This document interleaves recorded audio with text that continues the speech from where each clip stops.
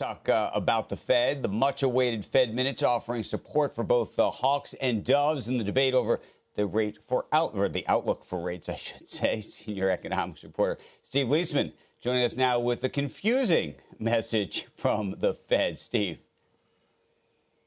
Good morning, Andrew. Yeah, there are a few things investors could know for certain from the minutes. First, rates are going to continue to climb. Second, they're very likely to head into restrictive territory. And third, Fed officials agree across the board inflation remains the biggest risk to the economy. Beyond that, the minutes had a mix of previous hawkish comments and some new dovish remarks that did offer some support for a more sort of benign outlook from the Fed. Not very benign, but somewhat benign. All right, let's do the hawkish stuff first.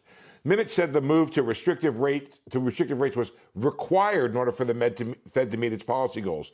Second, a commodity price decline is not enough to convince the Fed that inflation is meaningfully coming down.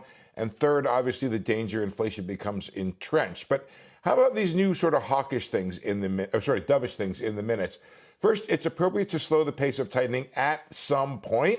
Many were concerned about tightening too much, and the policy may be having a more rapid effect on the economy than it has in previous tightening cycles, something the Fed will be watching for. The result of these dovish comments was to just modestly lower the probability of a 75 basis point hike and raise the probability of a 50 in September from around 50% to 60%. Still, the overall hawkish tilt kept the outlook for more rate hikes intact. Futures markets see the Fed hiking to a peak rate of around 370 by April. But then those rate cuts are still built in for next year, something Fed officials have been arguing against and indeed had some commentary on that in the minutes. So inflation is still running at 8.5% year over year. The Fed could undermine its cause if it shows too much concern for two-sided risk. Any sense the Fed will back off prematurely could loosen financial conditions, and that's why Fed observers think the overall message from Fed speakers at Jackson Hole next week is going to emphasize the fight against inflation and be generally hawkish. Andrew? So, do you think the market still is wrong? As I've said for a long time here, Andrew, the market is not wrong if it's going to be paid for the risk it's taking. You fight the Fed at your own risk, right?